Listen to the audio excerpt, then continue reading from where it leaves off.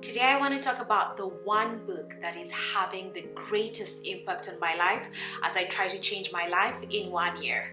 This little volume, the result of meditation and experience, is not intended as an exhaustive treatise on the much written upon subject of the power of thought. It is suggestive rather than explanatory, its object being to stimulate men and women to the discovery and perception of the truth that they themselves are makers of themselves, by virtue of the thoughts which they choose and encourage, that mind is the master weaver, both of the inner garment of character and the outer garment of circumstance, and that, as they may have hitherto woven in ignorance and pain, they may now weave in enlightenment and happiness. James Allen, Broad Park Avenue, Ilfracombe, England. So the book that I decided to choose to be my first book is a book by James Allen, written in 1903, As a Man Thinketh. The book is loosely based on the verse in the Bible, Proverbs 23, chapter 7, As a man thinketh in his heart, so is he. I chose this book because when I was thinking about the most impactful way I could start changing my mindset, because if you watch my last video, one of the things that I said is I really want to change my mindset. I want to really be able to dig deep and use my thoughts to work for me, use my beliefs to work for me. And if I look in the past, the area where I was failing is I've always been on this journey where I want to change my life, but my thoughts have not always aligned with my actions. To actually think that it was written in 1903 and it's still popular to date is unbelievable.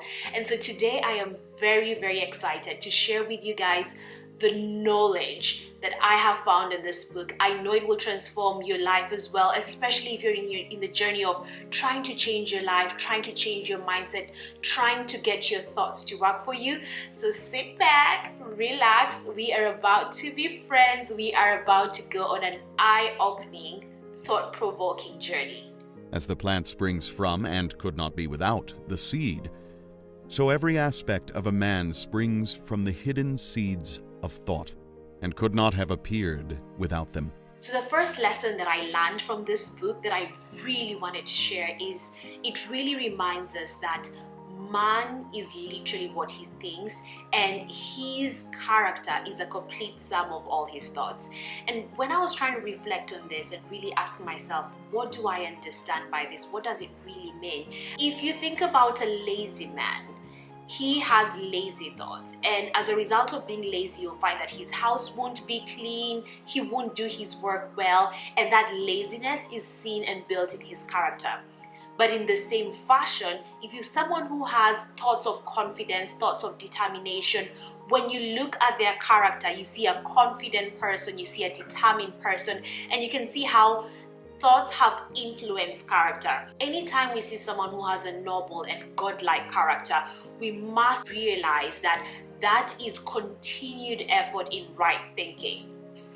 How I hope to apply this is the very knowledge that we are able to transform our character by changing our thoughts means that there is an endless opportunity of character traits that we are able to build.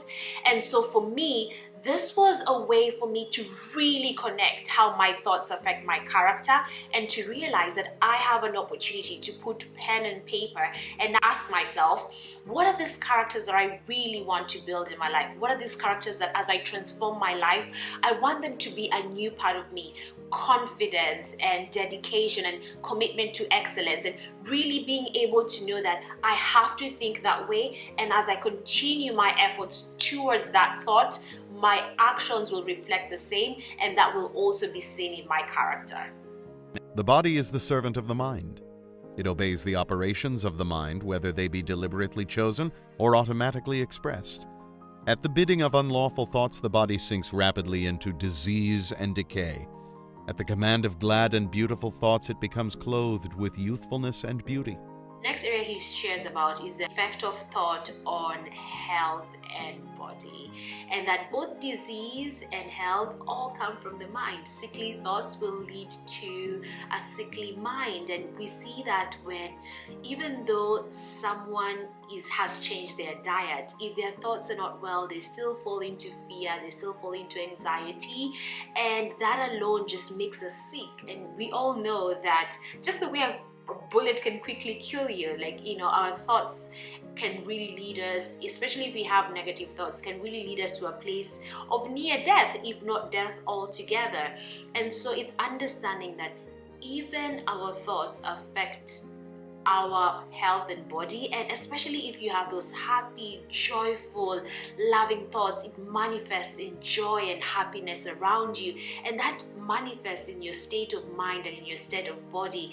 And so the focus should be that you remain aware that your thoughts actually impact your health and your body, because most of the times we don't really relate with our thoughts affecting us in that way. But it is important to be able to safeguard your thoughts, and no matter how much diet, no matter the best doctors, if you are also not protecting your thoughts, then it will manifest itself in either disease or health in your life. Man holds the key to every situation and contains within himself that transforming and regenerative agency by which he may make himself what he wills. The third lesson that I learned from the book was pretty interesting. He reminds the readers that even in our weak and abandoned states, we are still the master. Often when we're going through hardships, or just during a tough time, we almost fall to the level of giving up, feeling that this is where I am, this is where things are, I don't know if it's gonna get better. But the book reminds us that if you're able to remember and recognize and affirm who you are, if you're able to take a moment and be still and really connect with the law of your being, then you are able to change your thoughts, and in changing your thoughts you are able to change your state. And I think most of the times we fail to connect that even in our weakened state, even in our abandoned state, we are still the masters. And the sooner we can connect with that, the more quicker we can be able to channel our energies into changing our current state. Every man is where he is by the law of his being. The thoughts which he has built into his character have brought him here, and in the arrangement of his life there is no element of chance, but all is the result of a law which cannot err. The fourth lesson that I've learned from the book is every man is where he is by the law of his being. More often we attribute our circumstances and where we are as fate, as it wasn't my choice. But what we fail to realize is that though we may not necessarily choose our circumstances, our thoughts shape our circumstances. And he goes ahead to remind us that our thought builds our character, and our character shapes both our internal and external circumstances. And whether you think about someone who's successful, he ends up attracting success around him because he embodies thoughts of abundance and prosperity, and as such it leads success to his external environment. All that a man achieves and all that he fails to achieve is the direct result of his own thoughts. The next lesson is on thoughts and achievement. I feel this is the one that spoke to me almost the most, just because I feel like the reason why I have failed to achieve the things that I have set out to is mostly because my thoughts are not aligned with that. And he really speaks about the same thing in the books, the fact that our thoughts help us to build a character to achieve the things we want in our life. And the minute we do not believe, the minute we do not align our thoughts that we can accomplish that which we have set our mind on, then we'll definitely not be able to achieve it.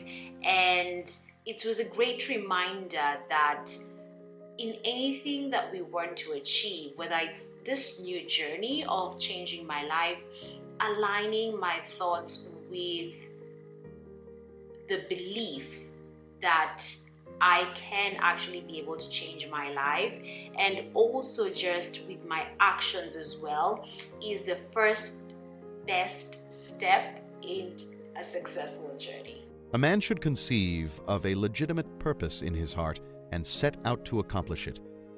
He should make this purpose the centralizing point of his thoughts. The other lesson he shares is around thoughts and purpose. And he clearly articulates that unless our thoughts are targeted to a purpose, then there's no intelligent accomplishment. And instead, what happens is that our thoughts just wander around, and that's the time when we end up being filled with fear and anxiety, being filled with worry, because our thoughts are not focused on anything. And focusing our thoughts on a purpose allows us to be able to build character, build the habits that enable us to achieve that purpose.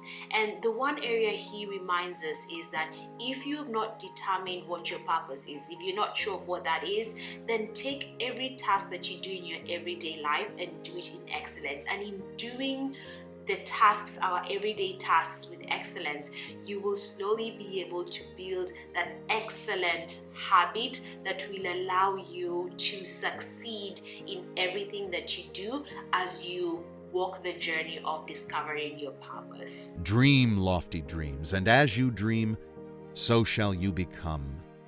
Your vision is the promise of what you shall one day be. The next lesson that I learned is on visions and ideal. And this particular lesson is by far the best lesson. Well, I'll probably say the second best that I learned. But it's really understanding that, have the highest, greatest vision for your life, because everything comes from a thought. That we have cars or airplanes, all those things started with a thought. And it is the people who come up with grand visions. These are the world makers. These are the shapers of the world. And so he encourages us to realize that every big thing that has been done always started from a thought. It started with someone having a great big vision and an ideal, and really focusing all their energy towards that. And in doing so, you will be able to manifest your visions, because the heart will slowly lead you to the right thoughts if you give it a vision to focus on that is aligned with your inner desires.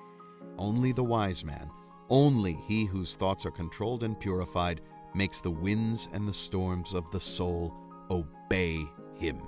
Okay guys, well, thank you for watching today. I hope you guys got a little bit of an idea of what the book is all about and some of the lessons that I hope will help you as well. I definitely do encourage you to read the book. If you have a book that has had a great impact on your life, please share in the comments below. I think it'll be great for all of us to get some idea of what that book is. And for those who have not subscribed, feel free to hit the subscribe button. I hope to do many more book reviews, so this is just about the beginning. So thank you for watching today, and have yourselves a great time. Keep your hand firmly upon the helm of thought.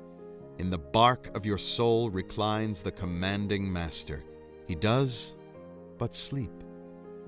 Wake him. Self-control is strength. Right thought is mastery. Calmness is power. Say unto your heart, peace, be still.